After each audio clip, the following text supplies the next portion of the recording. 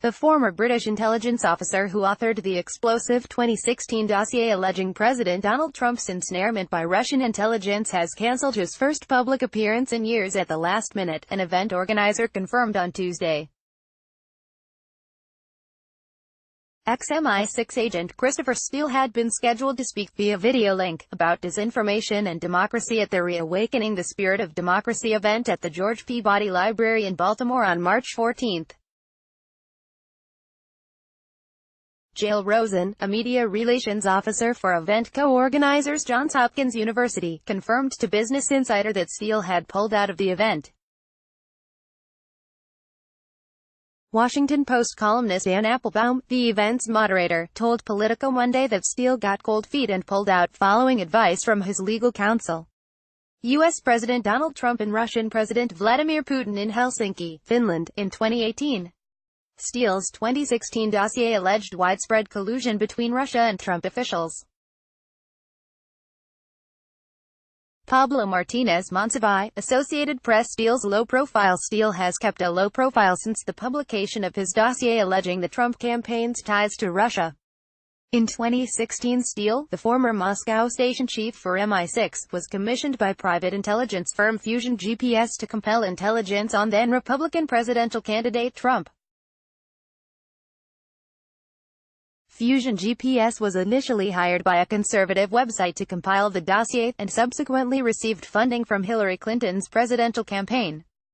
The resulting dossier of intelligence compiled by Steele, much of it unverified, alleged widespread collusion between Russia and Trump officials, and contained a series of salacious allegations about Trump, including the claim that Russian intelligence had filmed him cavorting with prostitutes in a Moscow hotel room. Glenn Simpson, the co-founder of Fusion GPS, the private intelligence firm that commissioned Steele to compel intelligence on then-Republican candidate Trump. Pablo Martinez Monsiváis, AP. The dossier has become the center of a fierce bipartisan dispute, and has been denounced by Trump as fake news. Trump alleges that it was used by the FBI as grounds for launching a probe into his campaign in 2016, which preceded special counsel Robert Mueller's investigation. According to the House Intelligence Committee's probe into allegations of Russian interference, the information in the dossier was not part of the grounds for the FBI to launch its probe, and was part of the evidence used to obtain a wiretap to surveil former Trump campaign aide Carter Page in 2016.